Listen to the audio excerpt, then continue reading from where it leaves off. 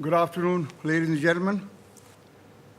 A very sincere welcome on behalf of all of you to Sri Venkaiah Naidu ji. He doesn't know me, but I've known him for years and years, even years before I joined, or I was allowed to join the Raj Sabha. Some people made that mistake. But I enjoyed myself. I learned a lot and I enjoyed myself. Very, very sincere welcome to you, Venkaiah ji, on behalf of not only all of us present here, but especially on behalf of BYST. I don't want to welcome Lakshmi. Who's Lakshmi? Never heard of her. So I won't tell you she is the, founding and managing trustee of BYST. That doesn't mean much to me. And those are very high-sounding words, ladies and gentlemen. So I would just say, as far as I'm concerned, that I've always maintained that she is the body and soul of BYST. And of course, welcome to all, again, the first session after lunch is always a bit difficult session to stay awake in. But with Venkaiah ji as our chief guest, I'm sure he will not allow you to sleep because of the loudness of his voice, the content of his talk, and of course, sometimes he does bring in nice humor. Yeah. I would only say this, we all know what is happening the whole day, where the president who will be there in the concluding session, which will be the real inaugural of the silver Jubilee celebrations of BYST. For a country, any country, but a country like India, where a large number are unemployed or underemployed, where I don't even know now, the figures keep changing, depending on how you determine poverty. There was enough dispute on that, below 20 rupees a day or 50 rupees a day. But let's say below $1 a day, there are still 30% of our population below $1 a day. So one way, there are no solutions, easy solutions to provide employment. We have discussed that partly during the day. Not only you need 12 million new jobs every year, that everybody knows that figure. But what about the 65% of people who live on agriculture and agriculture-related industries? What is that of 1.2 billion people? 700 million people. In the United States, 3% of the total population, if that, produce all the food they need and for exports. Sometimes to prevent prices going down, they even burn the food. Arun Maira would know that very well, a former member of our planning commission and very close to CII.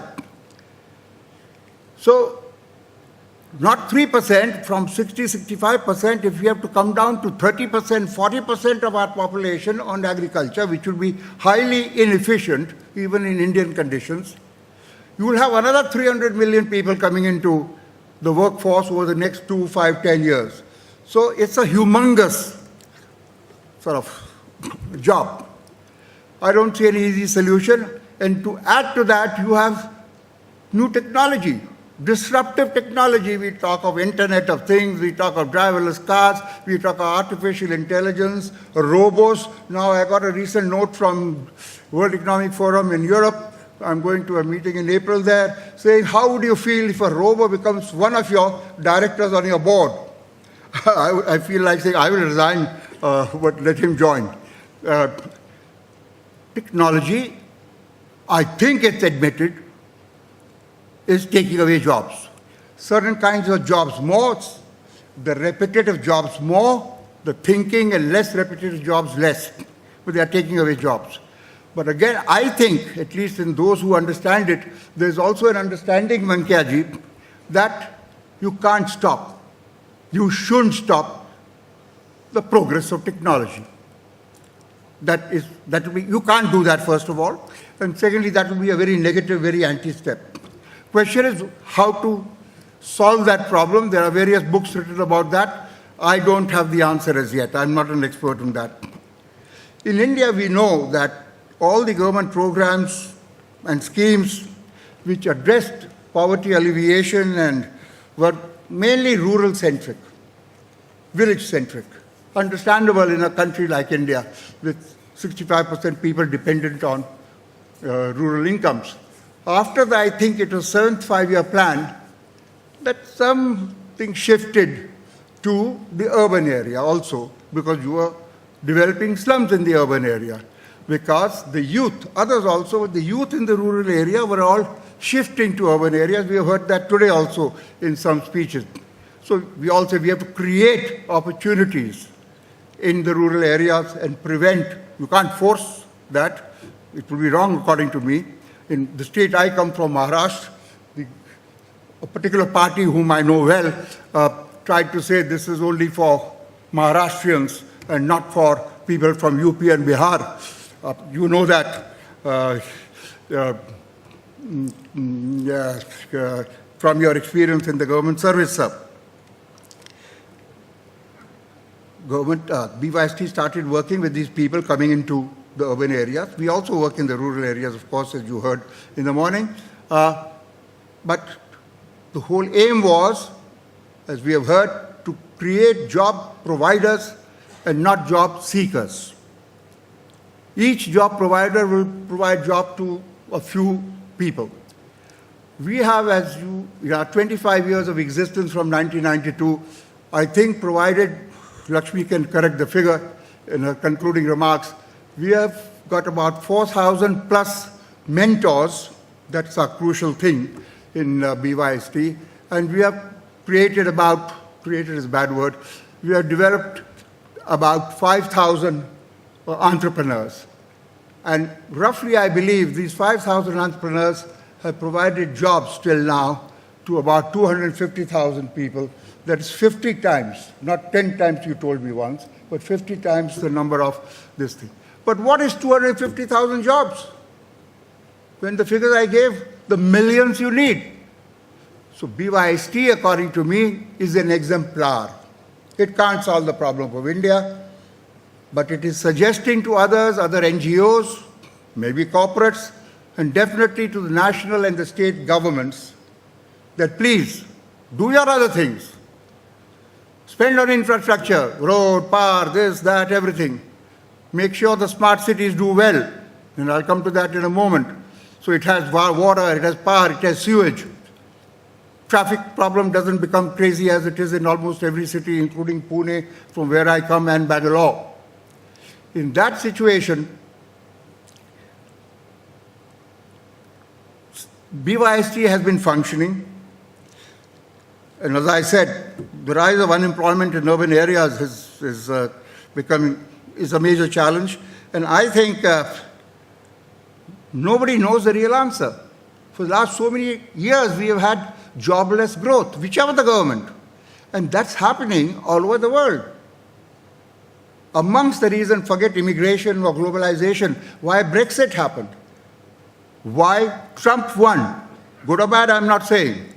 Otherwise, if I say it was very bad, then I won't be allowed to go into the United States. So I'm being neutral on that. But the fact remains, the local people were not getting jobs, or their emoluments were subdued because of these immigrants. Now, we don't have that problem, but we have a problem that we already are so poor, and we need a solution to this problem.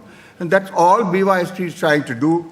And we in BYST believe that the government should embrace youth entrepreneurship development, amongst its many other objectives, and ensure that the government creates a conducive environment in which small businesses, the large one, can take care of themselves, and they would also need your help, Venkaiah-ji, but I'm not talking about the large ones. But the small ones create an environment in which they can develop and prosper, at least the good, efficient ones who work ethically. The Prime Minister Venkaiah-ji launched the Smart City program in 2015 under your ministry. To me, it was, amongst other things, to remain contemporary, modern, of course, but it was a clear signal that urbanization, which can be a major problem, if you don't take care of it, I said, you will have no water, you will have no power, you will have no sewage problems. Solution. You will have traffic things. All these are happening today. Delhi, Calcutta, Mumbai, Pune, Bangalore, Hyderabad, everywhere. We all know that. So, but what he pointed out by to talking of smart cities, our Prime Minister, that this is just not a challenge. Urbanization can be a great opportunity. And I think Venkaji has taken it up right earnestly in his ministry, and we selected 100 smart cities, etc., etc. It's not my job to get into that. But this is a great initiative, I believe, to strengthen the cities through a comprehensive and interconnected approach combined with people's participation. In conclusion, because my time is already over up and she will shout at me, my boss, so I'll only mention another scheme of the government, the Delhi-Mumbai Industrial Corridor project. This is one of the world's largest industrial projects of its type, and it also provides an opportunity for entrepreneurial spirit to be created amongst the youth. So I'm only hoping that the Honorable Minister will throw light on his and his ministry's interventions, how to create, as I said earlier, a conducive environment in which not only industry prospers, but small industry prospers, and in a way, without stopping technology. We should not do that, in my view, but which is employment-generating growth, not a jobless growth. Thank you very much.